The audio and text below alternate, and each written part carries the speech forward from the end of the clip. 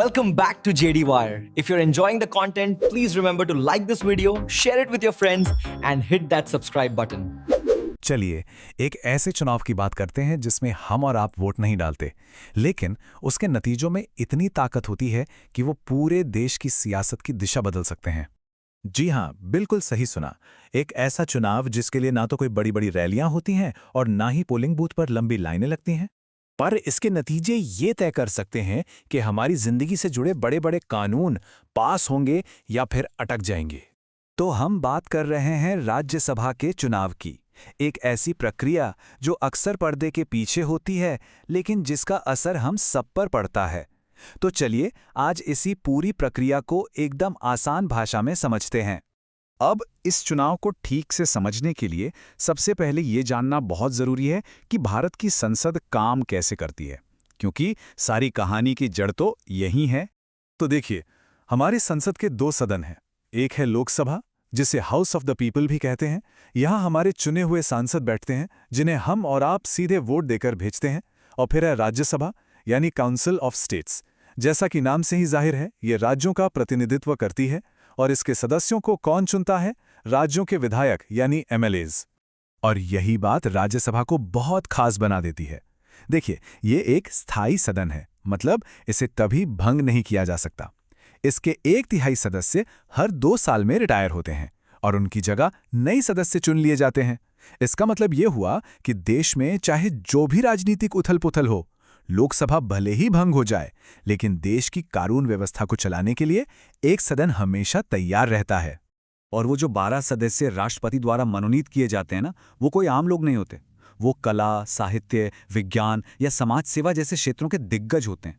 जरा सोचिए, देश के सबसे बड़े वैज्ञानिक, खिलाड़ी या कलाकार सीधे संसद में बैठकर अपनी विशेषज्ञ राय दे रहे हैं।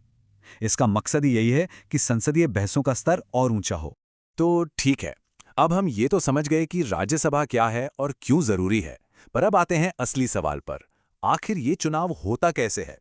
देखिए, ये चुनाव एक बहुत ही खास तरीके से होता है जिसे कहते हैं proportional representation bye means of single transferable vote. अब ये सुनने में थोड़ा मुश्किल लग सकता है, पर इसका मतलब बड़ा सीधा सा है।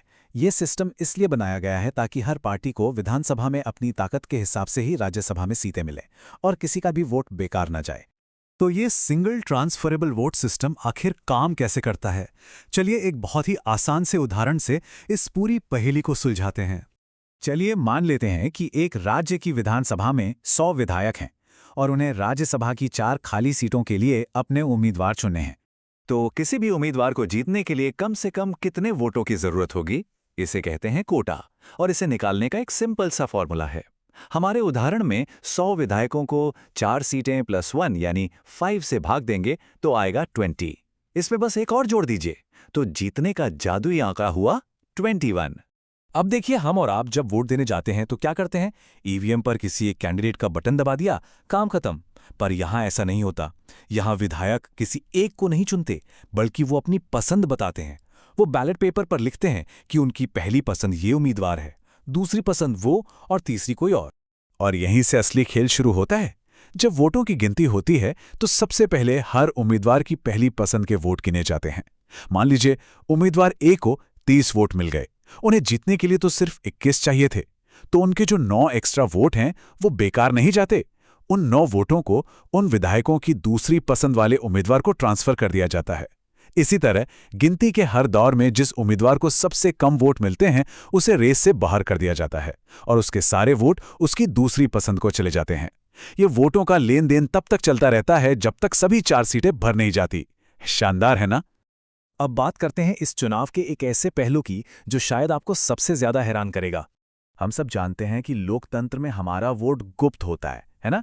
तो फिर यहाँ ऐसा क्यों है कि एक विधायक को अपना वोट सबको दिखाकर डालना पड़ता है? इसकी एक ही वजह है और वो है क्रॉस वोटिंग को रोकना। हर पार्टी ये सुनिश्चित करना चाहती है कि उसके विधायक पार्टी द्वारा तय किए गए उम्मीदवार को ही वोट दें, ताकि कोई भी अपनी पार्टी से गद्दारी ना कर सके। तो होता ये है कि हर विधायक को वोट डालने के बाद अपना बैलेट पेपर अपनी ही पार्टी के एक अधिकृत एजेंट को दिखाना पड़ता है। ये इस बात का सबूत होता है कि उन्होंने पार्टी के आदेश का पालन किया है। और अगर कोई विधायक ऐसा करने से मना कर दे या किसी दूसरी पार्टी के एजेंट को अपना वोट दिखा दे तो उसका वोट रद्द भी किया जा सकता है। तो इन सारे नियमों और कानूनों के बावजूद ये चुनाव महज एक प्रक्रिया नहीं है, ये एक हाई स्टेक्स पॉलिटिकल गेम है। ये चुनाव कम और शतरंज की एक बड़ी बाजी ज्यादा लगता है। हर पार्टी अपने विधायकों को बचाने की कोशिश करती है, दूसरी पार्टियों के साथ जोड़-तोड़ होती है और एक-एक वोट के लिए बड़े-बड़े राजनीतिक दांव-पेच खेले जाते हैं। और आपको पता है, इतने कड़े नियम के बाद भी क्रॉस वोटिंग हो ही जाती है। कई बार विधायक अपनी पार्टी के खिलाफ जाकर वोट कर देते हैं और ऐसा एक वोट भी पूरे चुनाव का नतीजा पलट सकता है। यहीं से तो असली राजनीतिक ड्रामा शुरू होता है।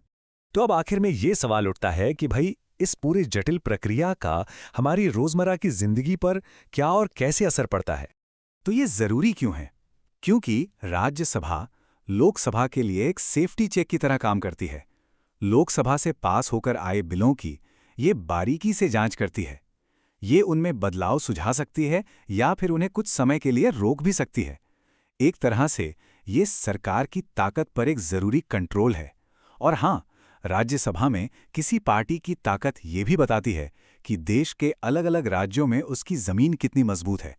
तो आखिर में ये सवाल हमारे सामने खड़ा होता है कि राज्यसभा की ये जो जटिल चुनाव प्रणाली है, क्या ये आज भी सत्ता पर एक असरदार नियंत्रण का काम कर रही है, या फिर ये सिर्फ राजनीतिक पार्टियों के लिए शक्ति प्रदर्शन का एक और अखाड़ा बनकर रह गई है? इस पर सोचिएगा जरूर।